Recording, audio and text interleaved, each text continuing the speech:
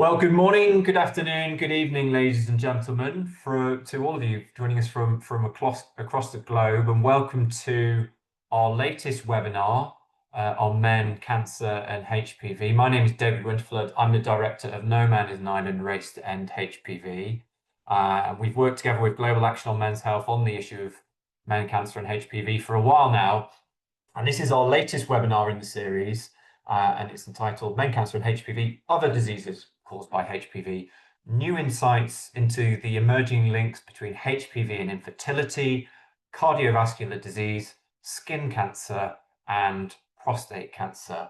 A little bit of housekeeping before we get underway, if I could get the next slide. So please do join us in the chat. Let us know your name and organisation and where you're joining us from. Use the chat to ask questions, make comments and share thoughts.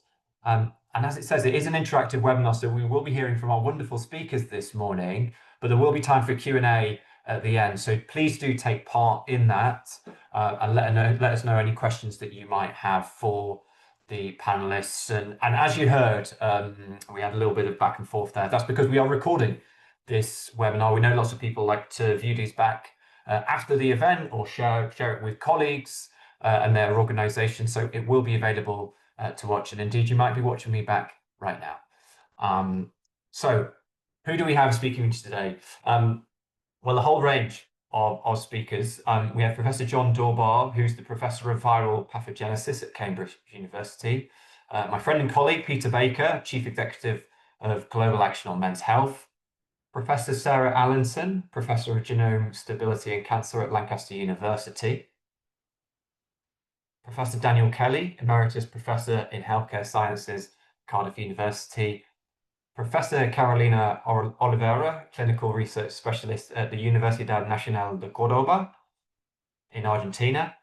And bringing us home will be Dr. Tim Shand, Policy Consultant at Global Action on Men's Health. Before we begin, just a brief acknowledgement. Global Action on Men's Health work on men, cancer and HPV is supported by an unrestricted educational grant from MSD and by No Man is an Island Race to End HPV. So we've got a lot to get through. With that, I'm going to hand over to John, who will be leading us off today. So John, if we can have John's video. Tim?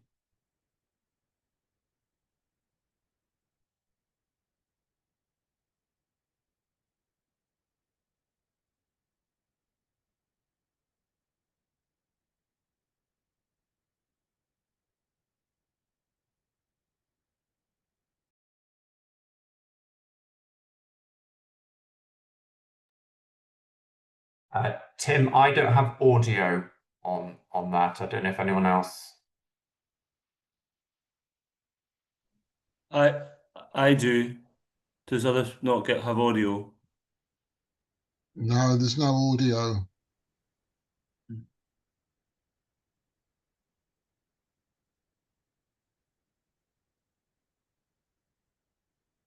Take a look at the virus particle. Yep, we can hear that. Which cause all the problems.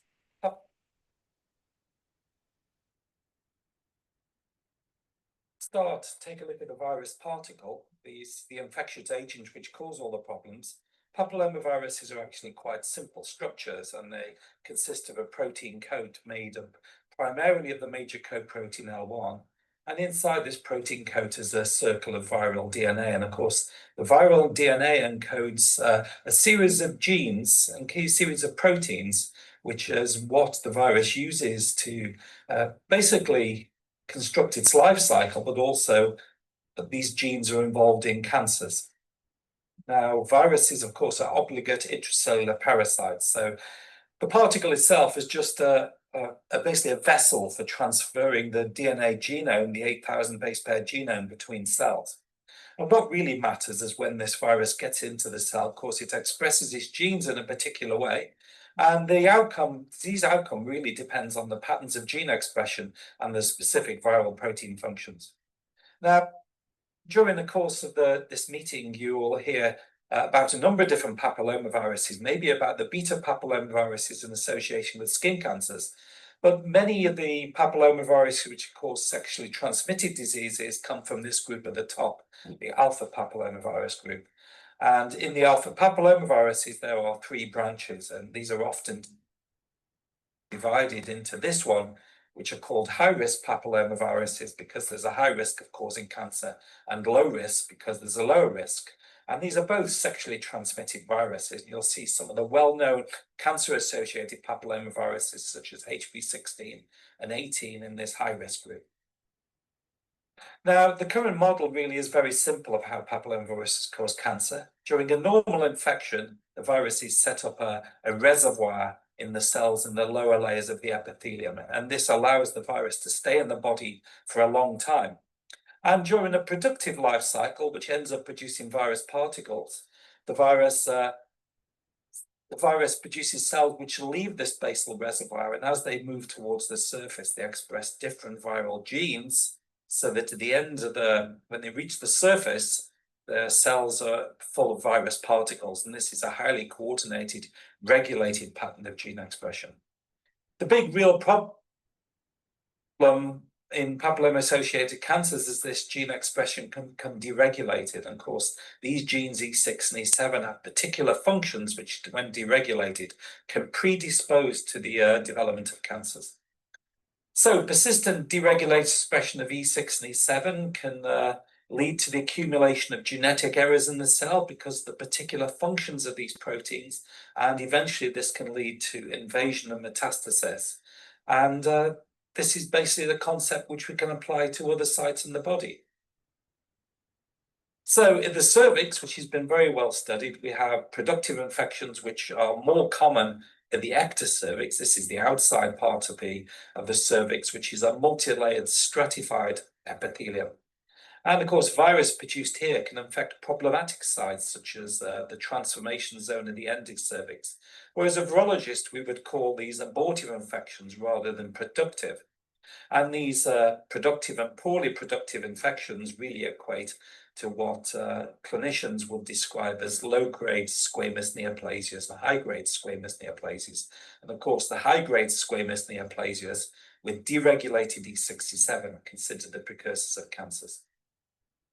Now, you may be more familiar, particularly in cancers in men, with oropharyngeal cancers, and we have a similar situation where the virus can live in the oral cavity and can reach problematic sites such as the oropharynx or the tonsils. And we have to remember, of course, this isn't the major outcome of papillomavirus infections, that cancer is actually a rare outcome of a virus, which is very common. In most cases, we get subclinical infections because the body's immune system brings the virus under control, and basically disease either clears or becomes subclinical, and the virus can either be cleared or be kept under control at very, very low level. So when we think about this, I just want to finish by just taking a look at one of the sites where we know there's a HPV-associated cancer risk and might be relevant to this particular audience, which is the oropharynx. And this is a little bit of the tonsillar epithelium. This is a stratified epithelium coming down here, and then we move into this tonsillar crypt, and we see this very high level expression of this protein P16, which is an indicator of where we have viral gene expression deregulated. You can see there's a lot of deregulation of the crypt entrance. And nowadays we can look at the viral transcripts, the messenger RNA, the intermediate in the virus-making proteins also at this site. And we can look at the different tissues, and you can see there's not much going on here in terms of virus infection. But when we come to this site, you can see this little brown staining, which is the viral transcripts. Now I'll just enlarge this a little bit more, and you can see this. There's a lot of deregulated gene expression here in these lower cells in this crypty region. There's a lot down here as well, and there's quite a disordered expression of the viral genome down here. And there's another different pattern up here. And all this together suggests that this is a site where the virus isn't controlling its gene expression properly. And I think during the course of this webinar, you'll hear maybe less well-established cancer-associated sites for papillomaviruses, such as the prostate or even skin cancers, which may be associated with other types other than the alpha types, such as the beta types. And these are places where the virus is thought to cause cancers occasionally, but it's less as well established, and the cancers are currently considered to be less frequently associated with papillomaviruses than at the oropharynx, than at anal sites, than at the cervix. So I hope this serves as a good introduction to the way papillomaviruses work, and you can keep this idea of regulation and deregulation of viral genes as you go through and listen to this forthcoming webinars. Okay, thank you very much for your attention, and I hope that was useful. It was indeed useful. Thank you, John, for talking us through some of those less well established sites and how indeed the virus can lead to cancer. Reminder, we'll have questions. Unfortunately, John isn't able to join us for questions at the end. Now I'm going to hand over to Peter Baker, Chief Executive of Global Action on Men's Health, who is going to talk us through HPV and heart disease, a missing link. Peter, if I can hand over to you. Yes, thank you very much. I'll just share my slides. I hope you can all see the slides there. Is that okay, David? Yeah, good, thank you. Well, I'm going to talk about HPV and a possible link with heart disease. I should say right at the outset that I'm not a clinician, I'm not a scientist. My presentation is going to be a lot less technical than the one you've just heard. And we did try to get somebody who was actually doing active research in this area, but no one, unfortunately, no one was available. But we thought this is such an important issue that it would be useful to have a summary of the evidence, such as it is at this stage. So that's what I'm going to do my best to present you. I'm not myself researching this area. It's not something I'm a specialist in, but as I said, we thought it would be useful to have a summary of what's going on. So this first slide shows the extent of cardiovascular disease as a problem in the global population. And you can see if you look at compare cardiovascular to other very significant non-communicable diseases, that the risk to both men and women of cardiovascular disease of premature death is very high, and particularly high in men. So that's the kind of background to this. Cardiovascular disease is a major global public health issue. We know what many of the causes of cardiovascular disease are, and you can see there in the image there: diabetes, hypertension, smoking, obesity, and so on. These are well-known causes of heart disease, but around 20% of cardiovascular cases can't be explained by these conventional risk factors. So it does give rise to the question: could viruses, including HPV, be implicated? And we know that there are some viruses where there's very good evidence that there's a link with heart disease. So, for example, COVID-19, we know it increased the risk of major adverse cardiac events, particularly amongst those who were seriously ill and required hospitalization from COVID. And the risk among hospitalized COVID patients without previously known cardiovascular disease is comparable to the risk of patients without COVID, but who have diabetes or peripheral artery disease. So the risk of COVID is very high, and there's a similar well-known risk between influenza and cardiovascular disease. And we know also that influenza vaccination can significantly reduce cardiovascular mortality. Now, this brings us on to the evidence linking HPV infection, specifically with cardiovascular disease.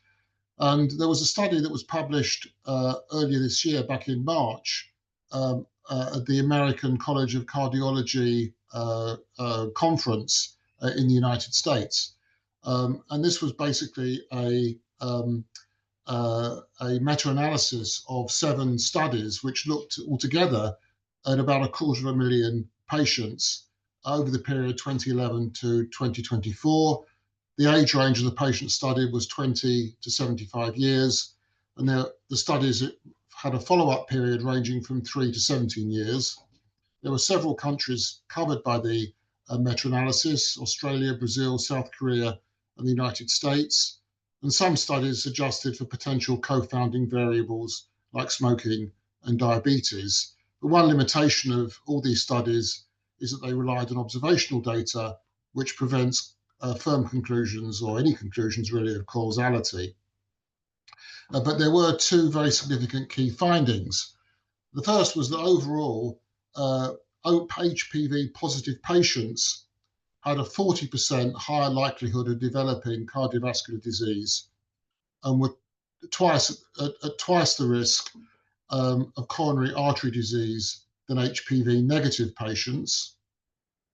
And when adjusted for variables such as socioeconomic status, medical history, risk behaviours, and a family history of heart disease, patients had a 33% higher risk of developing cardiovascular disease. So the evidence from these studies looks quite compelling. And here is a quote from the lead author, Dr. Stephen Akinfenwa from the University of Connecticut School of Medicine. And he said, and I'll read out the quote, "While we anticipated some degree of association between high-risk HPV and cardiovascular disease, the magnitude of the risk increase was striking.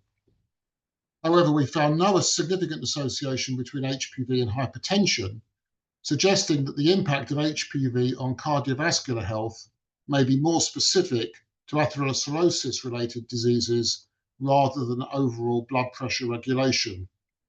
The potential mechanistic link between chronic viral infections and vascular inflammation deserves further research."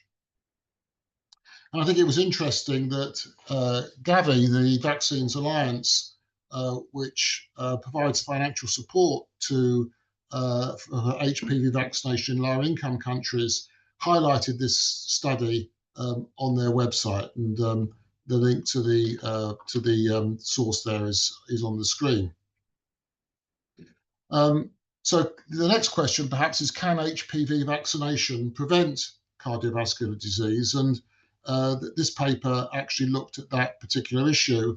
It investigated around 9,500 American women aged 20 to 59 who were tested for vaginal HPV DNA. It found that HPV infection was associated with a 66% greater risk of cardiovascular disease, but it found that women who had been vaccinated against HPV were actually at no greater risk of cardiovascular disease. So a very interesting finding. So what can we conclude from the evidence that we have? Well, we know that several viruses, including COVID, influenza, and HPV, have been linked to cardiovascular disease. The meta-analysis suggests that HPV positive patients may have a 40% higher likelihood of developing cardiovascular disease and twice the risk of coronary artery disease than HPV negative patients.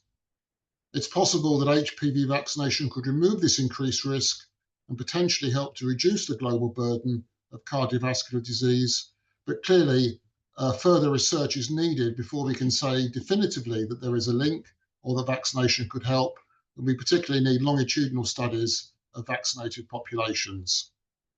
And there are the sources, the main sources for this presentation. And that's it. Thank you very much. Thank you, Peter. Very interesting talk, and certainly an area which seems to be of increased discussion in the last year or so. So yeah, please do check out those links that Peter had included as part of that. It's my pleasure to hand over to Professor Sarah Allinson from Lancaster University, who will be talking us through beta HPV and skin cancer. Sarah, over to you. Okay, can you see my screen okay? Yeah, can see that now. Thank you very much, and thank you for inviting me to be part of this, I think, very exciting event. So I'm going to be talking about the growing link that's being made between a group of HPV viruses called beta HPVs and skin cancer. And really, over the past maybe decade or so, it's becoming increasingly clear that there is indeed a link. And I'm going to kick off, first of all, by providing a short explanation of skin cancer and its underlying biology, because I think that's kind of important to understand what's going on in the case of these beta HPV infections. Sarah, are you able to share your screen, go in presentation mode? Because I think you're is it now there? Is it? Yeah. Yeah, perfect. Okay, great. Okay. So non-melanoma skin cancer is a form of skin cancer. It's the most common type of skin cancer that we see. So just to explain what non-melanoma skin cancer is, it's perhaps easiest to explain what it's not. So melanoma is a type of cancer that is associated with pigment-producing melanocytes found here in the bottom part of the epidermis, which is the top part of the skin. Non-melanoma skin cancer is basically skin cancer that arises in any of the other cells that you find in the skin that aren't melanocytes. But far and away the most common forms of non-melanoma skin cancer are those cancers that arise in these types of cells called keratinocytes. There are two main types of these keratinocyte-derived cancers: the basal cell carcinomas and the squamous cell carcinomas. Now, basal cell carcinoma is more common than squamous cell carcinoma. So estimates are between 20 and 25% of non-melanoma skin cancer cases are SCC rather than BCC. But SCC, squamous cell carcinoma, is responsible for the majority of deaths due to non-melanoma skin cancer. So there are 64,000 people who die of non-melanoma skin cancer each year. That's actually more than the number of people who die of melanoma, despite melanoma being considered more dangerous. And that's because actually there's just a lot more cases. So there are at least 1.3 million new diagnoses of non-melanoma skin cancer each year. It's likely to be a lot more than that due to how the data is collected. The thing with these cancers is that we know that 90% of cases of non-melanoma skin cancer are caused by exposure to ultraviolet radiation from the sun. And another interesting feature of non-melanoma skin cancer is that it's estimated to be between 2 or maybe even 3 times more common in men than it is in women. And that was a study done by the American Cancer Society, but there have been studies done elsewhere in the world that show similar effects. Okay. So as I explained, 90% of skin cancers are caused by ultraviolet radiation. And the reason for that is shown here. So ultraviolet radiation can interact with DNA found within those skin cells. It causes DNA damage. Now, fortunately for us, our cells are very good at being able to deal with DNA damage. We have very effective DNA repair mechanisms that are able to reverse that damage, and the skin cell is effectively left completely fine. In some cases, the ability of the cell to be able to repair DNA damage is overwhelmed. Now, that's not necessarily a problem for us, because what can happen is that there are programs within cells that if they sense that there is too much DNA damage to be able to be dealt with, they can cause the cell to effectively commit suicide, to undergo programmed cell death. And that's shown here. Now, that in itself isn't a huge problem, although anybody who's had painful sunburn can understand that it can be quite unpleasant to have huge numbers of your skin cells dying. The big issue comes when that DNA damage isn't repaired and the cell divides, and at that point a mutation can arise in those skin cells, in the daughter skin cells. And with growing numbers of mutations, eventually what you end up with is skin cancer. And we know that because people who get skin cancer tend to be people who have lighter skin, so have less natural protection against the harmful effects of ultraviolet radiation, and also who are maybe exposed to a lot of ultraviolet radiation. So for example, the highest rates are in Australia. We can also see, when we look at skin tumours, a characteristic mutation signature that we know is due to UV and not any other cause of cancer. Okay, I'm going to completely go past this slide because John gave such a great explanation of the different subtypes of cancer, and particularly the importance of alpha types in things like cervical cancer and head and neck cancer. So the particular HPV type that I'm looking at, that I'm talking about today, is the beta HPVs. So these are commensal infections. By that I mean they are part of the normal microflora that exist on your skin. So your skin isn't sterile. There are bacteria and viruses that coexist quite happily on your skin. often acquired at birth, and most of us won't see any symptoms at all from having beta HPVs living on our skin. And that's because they're thought to be more immunogenic than the high-risk HPVs, so our immune systems are able to keep them in check. There are some people, however, who actually see very harmful effects from these beta HPV viruses. So, for example, people suffering a condition called epidermodysplasia verruciformis, or EV, they have a lot of warts on their body, and that's because their cells are much more susceptible to beta HPV infection. We can also see a very similar condition called acquired EV in people who have problems with their immune system. Now, that might have arisen genetically through conditions like severe combined immunodeficiency, or people who are taking immune suppressive medication due to, for example, organ transplant.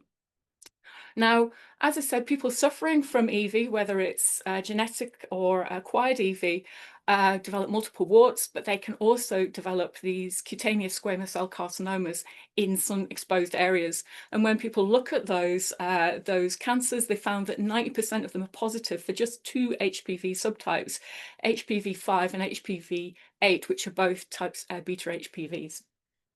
So what's going on? Just to come back to this diagram that I showed you before. So HPV infected cells, there is a protein that is produced by the HPV that is able to suppress those death and repair pathways.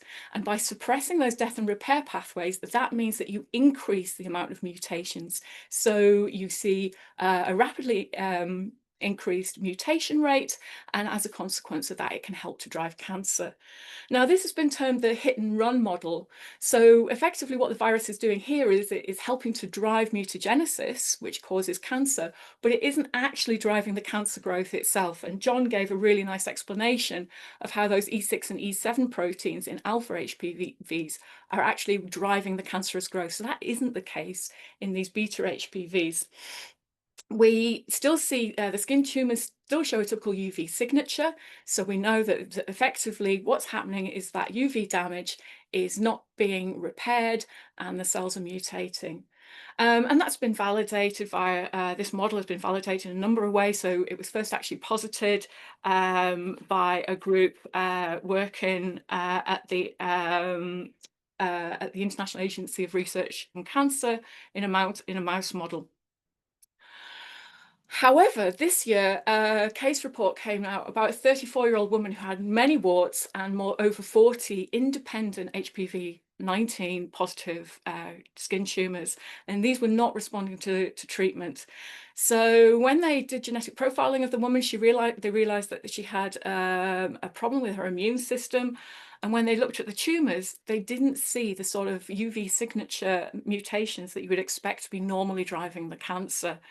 Something that was quite intriguing as well is that they found that the HPV-19 had become integrated into the genome of the cancer cells. Now, that's something that you see with alpha HPVs, but it's not something that you would see with beta HPV-driven cancer. And what was extraordinary was that they gave this woman a stem cell transplant, which restored her immune function, and she had a complete recovery almost immediately. So all of her warts resolved, and actually also her cancers resolved purely from the stem cell treatment. So, so that's really interesting, and it does question our understanding of how beta HPVs are potentially driving cancer. On the flip side of that, there was a study, quite a provocative study, came out in earlier this year that suggested that in people who are immune competent, beta HPV might even be cancer protective. So they said that skin cells that have developed early mutations that could eventually lead to cancer, those early mutations lead to the beta HPV becoming more active, and that causes the immune system to be able to recognize those cells and eliminate them.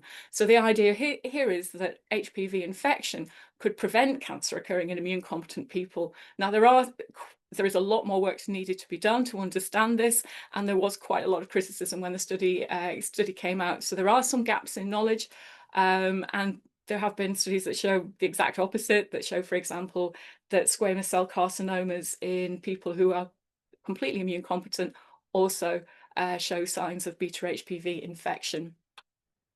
So just to sum up, there's an increasingly clear link between beta HPV and skin cancer in immunocompromised patients. In most cases, it's this hit and run method, but there has been at least one case where cancer growth is driven by the virus.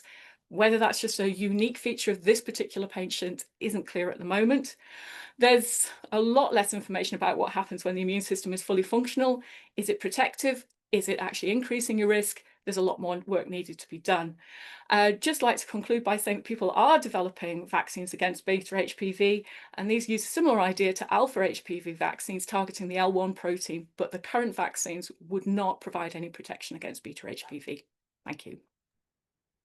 Thank you, Sarah. Absolutely fascinating, and shows it's an evolving field, and I don't think I'd be the only one who would admit that they didn't know that there was more than one type of HPV beyond the alpha HPV types. I think clearly our understanding is evolving. So thank you for that fascinating presentation. A reminder to everyone, there is opportunity for a Q&A at the end. So if you do have questions for Sarah, please do submit them into the chat, and we can post those.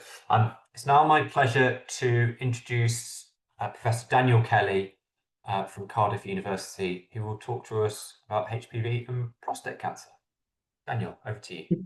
Good morning, David, and good morning, everyone. It's a pleasure to be here, and it's a pleasure to be speaking about HPV in relation to men's health. I'm going to invite Tim to move my slides forward and take you through what some of the arguments are in the current landscape. Just to start by saying, as we know, prostate cancer is now the most common solid organ cancer in men, and the incidence is indeed rising. But the modifying any risk factors for men is very challenging, because we have thought that genetics, perhaps infection, testosterone levels, ethnicity have all played their part. There could also be a purely chance effect, of course, but when you look at the statistics, these are the most compelling risk factors. So the question is, does HPV play a part, or could HPV infection play a part? As we've heard already, there is a known link with oropharyngeal cancers, which now is a disease of men. It's much more prevalent in men and has overtaken cervical cancer here in the UK and indeed in the United States. And also a well-known link with anogenital cancers, so vaginal, penile, anal, a whole raft of anogenital cancers. So obviously we can start to see a potential anatomical link with other tissues in that region. Cervical cancer, as we know, is on a pathway towards elimination in several countries in the next decade. But the question I'm asking is there any evidence of a causal relationship between HPV exposure and prostate cancer? So thank you, Tim. So I would say the summary is it's possible, but the evidence is not yet definitive. HPV is found in benign as well as in cancer samples taken from the prostate. And it's only one of several pathogens in the prostate gland. So its presence could be coincidental, or it could be a causatory factor. And the previous presentation showed the importance of the impact at the genetic level and the interaction with protective switches and switch-offs of genetic materials. But globally, there's a variation in HPV subtypes, which makes it difficult sometimes when you look at large international studies or large studies from one country or one continent, because there may be a dominance of one subtype in that population. So variations and making comparisons can be challenging. What is suggested is that there seems to be a strong role in promoting changes in the early stages at the level of oncogenic impact. That's the same as we've just heard for skin cancers, and it's more impactful, it is thought, at that stage rather than at later stages in cancer's development. And interestingly, when you look at prostate cancer in immunocompromised patients, unlike cervical cancer, there is no known link. So there's something here about the role that the immune system plays and what is switched on and switched off as a result of exposure to specific viruses, such as HPV. And interestingly, smoking has been well researched in terms of in cervical cancer, but obviously not in terms of prostate. Next, please, Tim. So about 4 years ago, we did a systematic review with colleagues from UCL and published a paper looking at 5 available systematic reviews of over 120 papers. And what we surmised there on the next slide is that you can see here from these studies, the 4 listed here, that there were specific insights. You can see that HPV 16 is mentioned in 2 of those studies, the first and the last one. So there's something perhaps about the specific risk attached to specific viral types. And you can see the patterns are interesting, but not definitive. So for instance, in Russo et al., the odds of developing prostate cancer were increased in men positive for HPV 16, but not for men with HPV 18. And in similarly in the Yin study, the third one, HPV positive men, the pooled odds ratio, so that's the kind of statistical risk, was double really in men being exposed to HPV in general. So what the message here is that there is evidence, and there's certainly a trend of evidence towards taking us into why this should happen. And some of the, at the cellular level, with this genetic, oncogenic impact, it's thought that HPV, because of these, the genetic impact that it can have, as we've already heard, it can cause changes in the prostate tissue, including apoptosis, which is spontaneous cell death. It can cause angiogenesis, which is the growth of blood vessels where they shouldn't be to feed a tumor, perhaps, and general inflammation processes, which could explain some of what Peter was talking around cardiovascular disease. So there could be a systemic impact arising from that inflammatory process. Next, please, Tim. This is another paper from the UK, similar age, which shows slightly different messaging, but the presence of high-risk HPV was found in about 1/3 of samples taken from both benign and malignant samples from men. And the most dominant one was HPV 35. High-risk HPV was found to be higher in both adenocarcinoma patients and in those with prostatitis. So it may not just be a cancer link, it may also link to these chronic infections, such as prostatitis, that are very difficult for men to control. And as I say, HPV DNA may be evidence of the fact that there's some cellular change taking place to cause these cases of prostate cancer. And again, please, Tim. So what do we conclude from this? Well, I think it's interesting that the evidence may not yet be completely conclusive, and it sometimes actually can be contradictory, but there is a trend, and I would say there's a growing trend towards agreeing that there is some potential role here. in terms of initiating or promoting oncogenesis via these mutations in genes that usually switch off the dangerous impacts of the virus, and that's a current concern.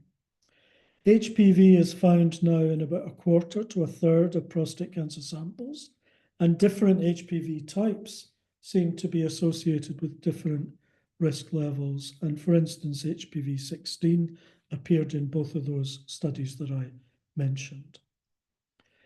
But HPV exposure may need to be explored alongside other risk factors for prostate cancer, such as ethnicity or other factors.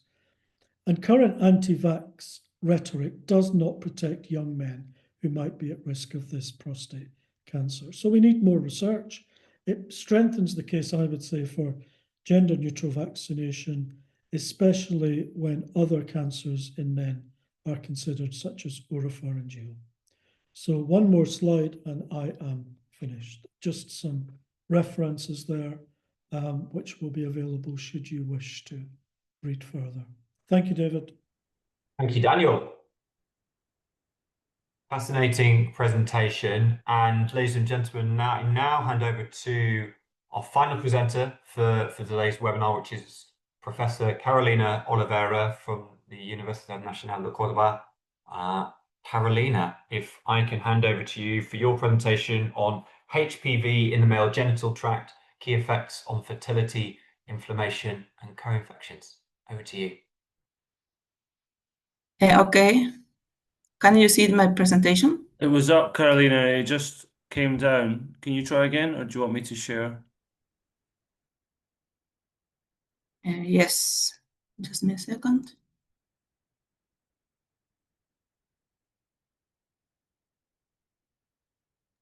Perfect. If you just press presentation mode. That's it. We can see that now. Okay. Hi, everyone. Today I'm going to talk about human papillomavirus in the male genital tract, focusing on its key effects on fertility, inflammation, and co-infection. I'm very pleased to share with you some of our results. There is a growing interest in the potential impact of HPV infection on male fertility. Some researchers have reported that the presence of HPV is linked to certain alteration in semen quality, with the most common reported effect being a decrease in motility, morphology, and sperm concentration. Others have also found failures in vitro fertilization or even an increase in sperm DNA fragmentation. The differences in the results from the few studies that are available are due to several factors that make studying HPV in men challenging. These factors include differences in the study populations and the type of samples chosen.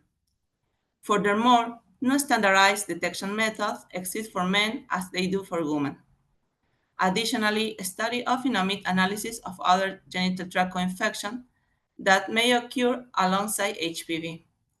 And of course, the type of HPV detected and the viral load present in the sample will also be decisive. To clarify the relationship between HPV and its potential impact on male fertility, we conducted a prospective study of young adult men attending fertility and urology clinic in our city. A total of 205 men across a broad age range were recruited. The primary reason for consultation was fertility issues, although some patients also presented inflammatory symptoms or warts.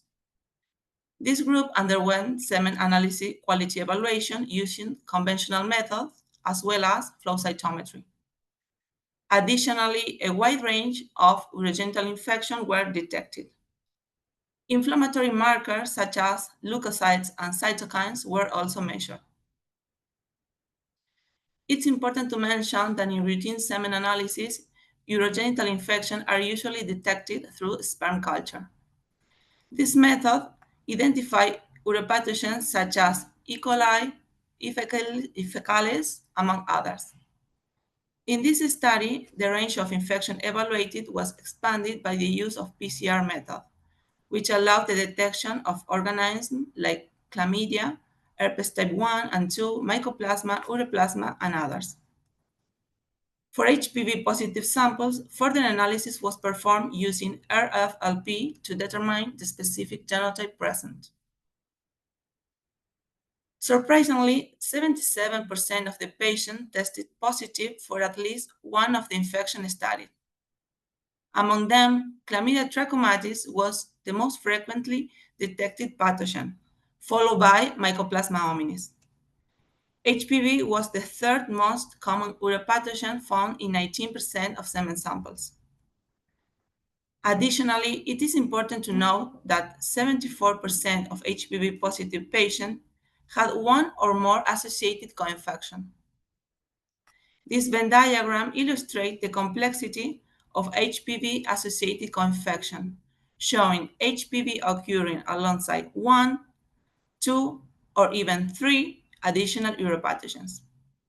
Notably, co-infection with HPV and chlamydia stand out, as CT was present in more than half of the HPV co-infection cases.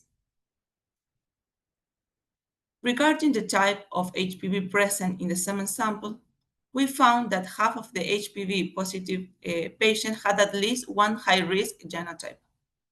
18% of the patients had a low-risk HPV, and in the 30% of the patients, the genotype could not be identified.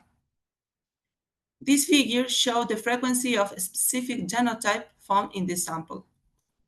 High-risk genotypes are shown in red, while low-risk genotypes are shown in blue. Notably, high-risk HPV-16 was by far the most frequently detected genotype, followed by HPV-6. HPV-16 is commonly linked to various HPV-related cancer, while HPV-6 is common cause of genital warts. It's important to remember that both are preventable through vaccination.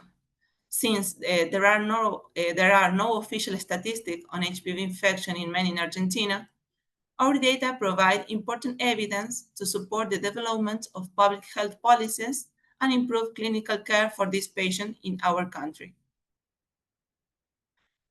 Regarding semen quality, our results indicate that male urogenital infection with either high-risk or low-risk HPV does not affect most sperm quality parameters routinely assessed. However, when using a more sensitive method, we detected that individuals with high-risk HPV infection show significantly higher levels of necrotic spermatozoa. At the same time, the patient exhibit increased production of reactive oxygen species in sperm. This suggests that high-risk HPV infection may lead to increased oxidative stress, which could contribute to a higher rate of sperm necrosis observed in this group. Conversely, while leukocytes in semens are often considered markers of inflammation or possible infection, this does not seem to apply to HPV urogenital infection. Interestingly, the number of CD45 leukocytes was actually reduced in patients with a high-risk HPV. This immune regulation likely helps HPV evade the host immune response, promoting viral persistence, and it may also increase susceptibility to other infections. As mentioned earlier, chlamydia was the most frequently detected uropathogen co-infecting with HPV in this study. Consistent with this, a previous study we conducted in a cohort of infertile patients found that men with urogenital HPV infection are nearly 12 times more likely to have chlamydia infection compared to HPV negative individuals. In the current cohort, we compare patients who were positive only for HPV, those positive only for chlamydia, and patients with only co-infection of both HPV and chlamydia against control individuals. Interestingly, patients infected with either chlamydia or HPV alone show no major changes in semen quality. However, patients with urogenital co-infection of HPV and chlamydia, shown in purple, exhibit reduced sperm concentration and reduced sperm motility. So, to wrap up, our study shows that HPV infection in men is common and it is often comes along with other infection, especially chlamydia. While HPV alone doesn't always affect basic semen quality, high-risk type like seem to cause more sperm damage and oxidative stress. And when HPV and chlamydia occur together, sperm concentration and motility drop clearly. These findings remind us that men's HPV testing and vaccination matters, not just for preventing cancer, but also for protecting fertility and overall reproductive health. Thank you. Thank you, Carolina, for a very insightful presentation. I learned a lot, and if I can invite all the speakers on the screen to join me, we do have time for a couple of questions. I don't know if everyone's able to join us. Sarah, I can see you there, so perhaps I'll throw to you for the first question that we had through. Was for people with albinoism who are already more vulnerable to skin damage, could beta HPV technically therefore make them even more likely to develop cancer? That's a really interesting question. I think the critical bit is that at present, the clearest link between beta HPV and skin cancer is in people who are immunocompromised. So yes, in the sense of if we look at people who have squamous cell carcinoma in general, people with albinism are more likely to get that. And so if it does turn out that beta HPV has a role in immunocompetent people, then yes, they would be, because it seems to act as a way of increasing the effects of the UV that they don't have protection to already. Thank you. And if I just had a question for you as well. In terms of protection from beta types, is the understanding that this would be included in current vaccines, or would the idea be that we'd need a different vaccine product? Yeah, so current vaccines don't provide any protection against beta HPV subtypes. The vaccines are based on a protein called the L1 protein, which is very different in beta 1 types. Now, some people are trying to develop vaccines based on the beta HPV L1 protein because that's sort of a tried and tested method for alpha types. But then there are other people who are trying to develop vaccines against the L2 protein, which is found in all HPV types, and it's a lot less variable between different HPV types. So if you could have an effective vaccine against the L2 protein, then you might get sort of this kind of pan-specific protection. The flip side of that is L2. The reason why people didn't develop vaccines with L2 originally is it's not quite as good at generating an immune response. So yeah, so the people have sort of taken a two-pronged approach, but it'd be nice to have a vaccine that did everything, wouldn't it? It certainly would, and I think that's really helpful in terms of helping people understand in terms of L1 proteins in the alpha types and the beta types. Danny, I can see you there. We had a question in regards to what is the link between testosterone level and prostate cancer? Is it higher or is it lower? If I could open that to you. I think it's a complicated issue. The evidence suggests that testosterone itself doesn't cause prostate cancer, but when if men if they have advanced disease, active prostate cancer, then you want to dampen down the testosterone level. So it certainly has an impact on prostate function, and certainly when those cells are already have already become cancer cells, those men need to be very closely monitored. I think a stronger case would be about ethnicity and prostate cancer. And in some ethnic groups, testosterone levels are known to be naturally higher. So is it the ethnicity? Is it the testosterone? I think the jury's out on that. But it's certainly an important question, and it's not something we could control. You know, we couldn't reduce someone's testosterone level. We could increase it, and then the risk becomes a different one about possible cancer in later life. Thanks, Danny. Carolina, if I could ask you a question, does chlamydia infection increase vulnerability to HPV infection and vice versa? So does one increase risk of the other? Both of them increase the other risk of acquiring the other infection. HPV increase the risk of chlamydia and vice versa.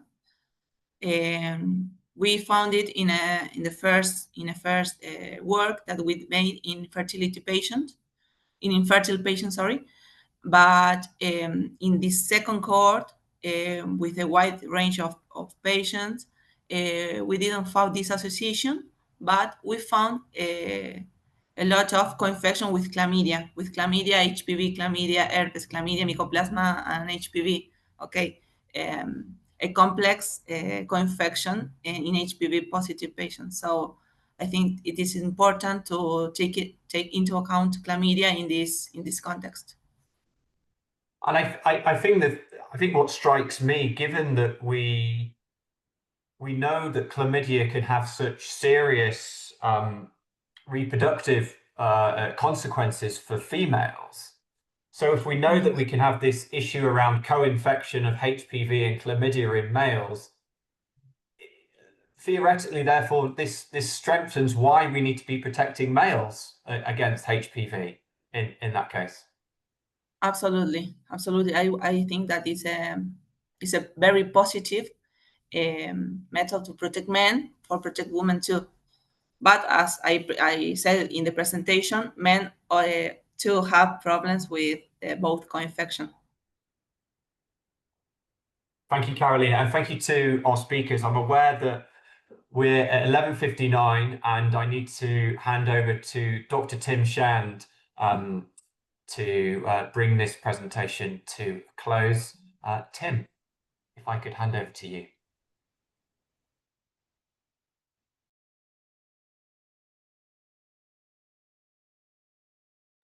Great, thank you everyone, and thanks so much for this fascinating webinar. I feel like we could talk about all of these topics in depth for an hour each, and I really see kind of lots of emerging opportunities for collaboration here. Just very quickly, and appreciate people just bearing with us for a couple more minutes.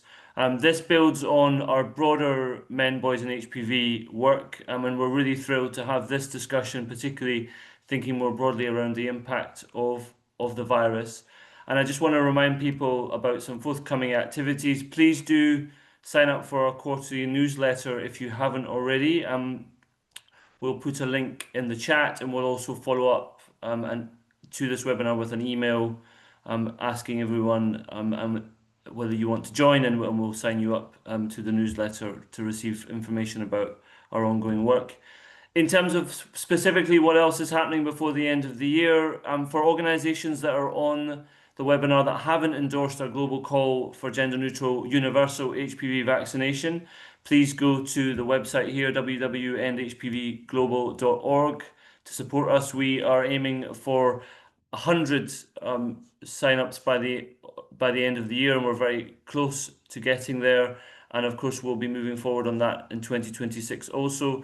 We hope to publish an academic position statement on the importance of universal vaccination, and we'll refer to some of the statistics and data from this presentation within that, with a high-profile group of academics, and we are pitching this to the Lancet, and that will help as part of the overall arguments for the importance of boys and men being vaccinated.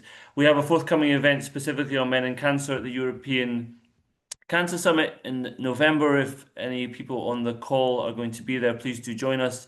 Please get in touch if you are able to support our specific advocacy in country, but also globally, as we seek to shift the overall global targets to move beyond not only the really important focus on cervical cancer, but really targets to eliminate all the HPV-caused cancers, including better understanding of the cancers that you've heard about today.